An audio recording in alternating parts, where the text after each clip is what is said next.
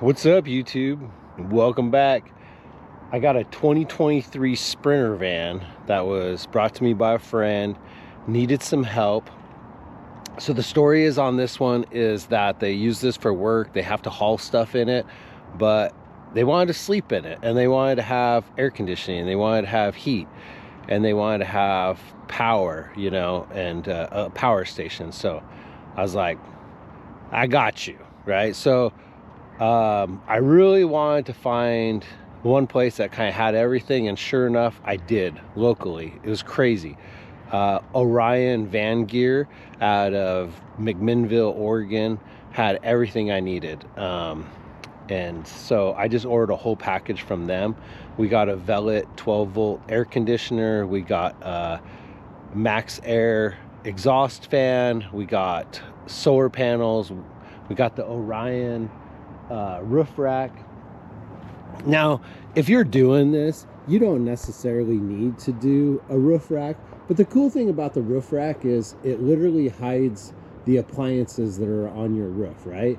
So it gives it a sleeker look, per se, if you can see that. But that's, so I don't mind. So all right, let's go up on the roof and I'll show you what I did. This is a 2023 Sprinter. The Orion roof rack is very modular. You can do a lot of different things with it. Cool thing about Orion is they also give you a CAD layout of how this is going to bolt onto the roof, and where your AC is going to end up, and where your exhaust is going to end up, where you want to put storage. But this is all, like, you can put it all different ways that you want. So I chose to put the AC in the very back. That's kind of what they recommended. But and then obviously we have the solar panels here. Just 4 screws to hold in the solar panels, 2 plugs, Max Air fan. The cool thing about these Max Air fans is they are designed to operate while driving. So they have a specially designed hood that can be open and not affect its performance when you're driving. So pretty cool. So anyways, that's the roof. Let me take you inside. All right. The owners of this van still have to work out of the van, so they got to haul equipment and stuff to their job sites, and then they just want a place to sleep while they're at the job sites. So here they can still have all their equipment. We got E-Track on the passenger wall now, so they can get everything nice and secured to this side of the RV. And then over here we did Rec Pro RV bunk beds. They're twin bunk beds. And then this cabinet is a power station. I needed someplace to hide all the power stuff, and so that's where I did that. So on the ceiling we have the Velit air conditioner here in the back. I also added some a couple more dome lights, so that way at nighttime they don't have to use the chassis dome lights. They'll use the power console dome lights, per se, that run off of the 12-volt. We'll start in the front here. The Max Air is right here. It's kind of cool because they have some kids complain about it being a little stuffy in here and stuff. So the fan's up here in front, and it is a push in or pull out style fan. So you can do either. So I mounted the remote right here, so easy access for the driver, passenger, and to operate the fan. The heater is underneath the passenger seat. I can't show that. I'll show a picture of it in the video, but the heater is underneath the passenger seat. The outlet air comes right there. This Velit diesel heater is insane. So this morning I did a test, 46 degrees ambient temperature when I came out into the van, and in 50 minutes it had it 65 degrees, and there's no insulation in this van. This is stock walls, stock headliner, and the heater, and it's 45 degrees outside, and in 50 minutes it has 65 degrees. It's actually, I'm sweating right now. So the heater's underneath the passenger seat. I just ran all the wiring underneath this rubber right here, take up all that trim, and then the wire goes across and then goes up the Goes up the B pillar right here, and then goes down the wall right here. And then also right here is where I ran the battery, DC to DC power. I brought it through here, up along the driver's seat into the battery console, which is underneath the floor right there. Also added 12-volt outlets for the passengers, so they can charge some devices right here. And then right behind the passenger seat, I added 110 circuits. This is where they might put a cooler, a dual zone cooler, something like that, that they could plug in right here and use off of the inverter. The Rec Pro bunk beds, pretty nice. Comes with these legs, pop out. Legs pop out. Oh, it's locked. Unlock them. Unlock them.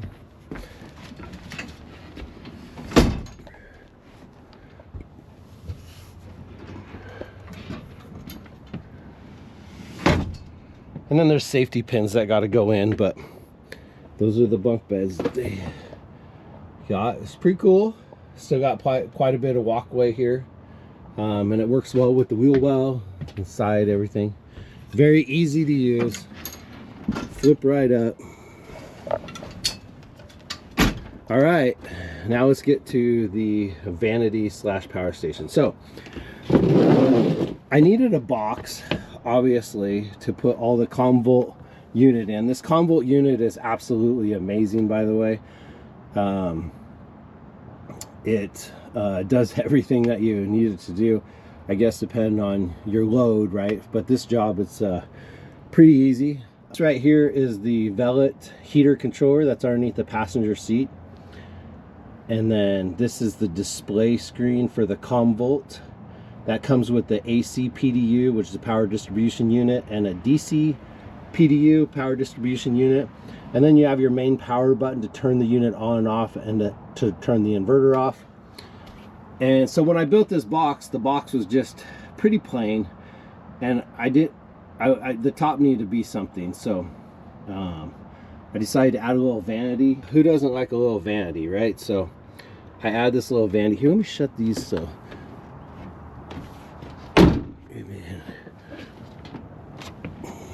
There we go. Okay, so we add this little vanity.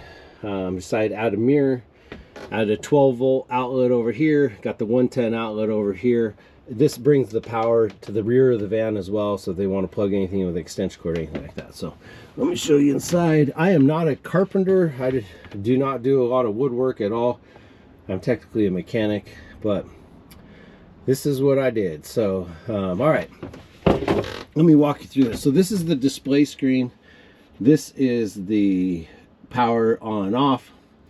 They are connected together with a Cat 5 cord, Cat 8, Cat 5, Cat 8, whatever. So it goes from the switches to the YNT bus on this side. And then the other YNT bus, I believe, goes to the, let me verify this. Which one goes to the Comvolt? Oh, okay, so this YNT bus goes to the switch is above, and the other YNT bus goes to the AC PDU, and then loops out of the AC PDU down to the DC PDU. That picks them up, and then the power goes to the back of the Comvolt unit back there. In the front of the Comvolt unit, you have the AC DC charger, and you have the DC to DC charger.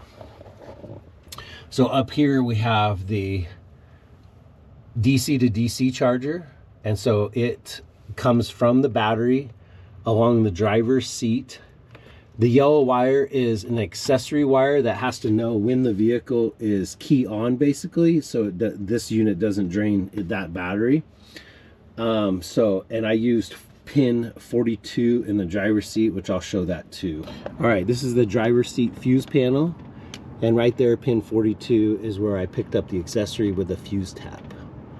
to tell the DC to DC charger when the truck is running, and so when it's okay to use the alternator on the vehicle to charge the Comvolt Power Station. Okay, so that's the DC charger. Right below that is the AC PDU. This is just what that is. It's AC circuits, alternating current, power distribution unit. These have circuit breakers built into them, on-off switches built into them, and then you can use the 7-inch display to turn units on and off. Same thing with the DC PDU, direct current power distribution unit. It's powered directly from the Comvolt unit. And then this 12-volt input output for the Comvolt unit is split between the here and the air conditioner. The air conditioner feeds directly off the back of this too. So, and then down there is the AC to DC charger, and it uses the shore power, which is directly on the outside of the van. Right here is where I put the shore power. Plug in an extension cord, and then you have shore power charging the power station as well. I always put this on the driver's side, and the reason why, whenever I've done things like this for trailers or in my trailer, anybody else's, I've always put these on the driver's side, because the last thing you will do when you go to leave, you'll always ask yourself, did I unplug this? And this way you can always look in your mirror and look down here and see that there's no cord plugged in, and so you can drive off safely and feel good about it, right? So that comes in right here, goes into the AC to DC charger, and then comes out and comes into the front of the Comvolt unit right here. So got it bolted down. She ain't moving. I left enough room. This is expandable, so we could stack a second unit on top of this. We obviously have more DC circuits we can use. We got more AC circuits we can use. And yeah, so that's what I did. Pretty easy stuff. I'm not good at talking about these kind of things, but if you have any questions, like, just ask them and I can walk you through any of it. But this is my 10-day van build. We got beds for them to sleep in. We got a power station. This also ends up being a desk, a vanity, power station, all in one. We got some charge ports and plugs up there. We got an exhaust fan. We got dome lights off the 12-volt circuit. We got air conditioner. We got roof rack. This thing is mint, ready to go. All right, let me show you I gotta show you the heater fuel pump. All right, this is where I put the heater fuel pump. It's right closest to the fuel tank, as you can see.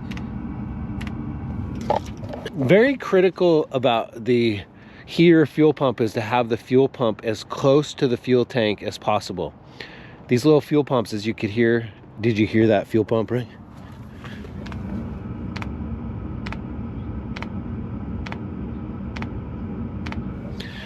That's what it should sound like in normal operation, as the heater is running right now. It's 65 degrees in there right now.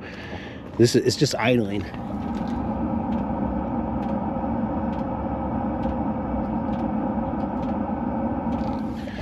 That's what it should sound like when it's running. So, but the critical thing is to get the fuel pump as close to the fuel tank as possible.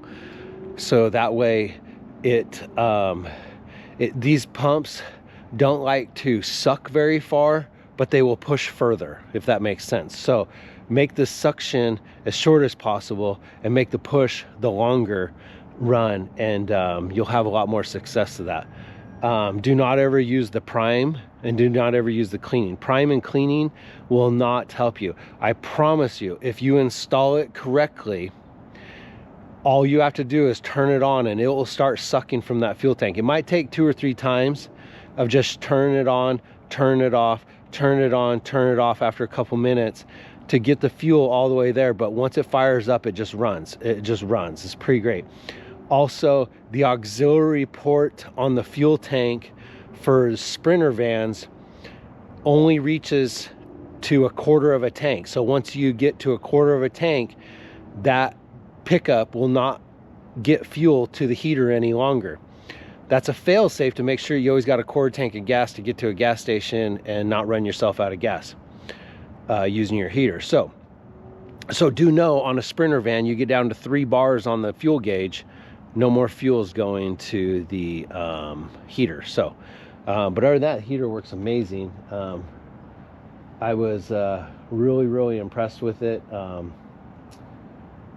So I got wiring diagrams of how I wired everything up too, so if anybody needs that, just shoot me an email.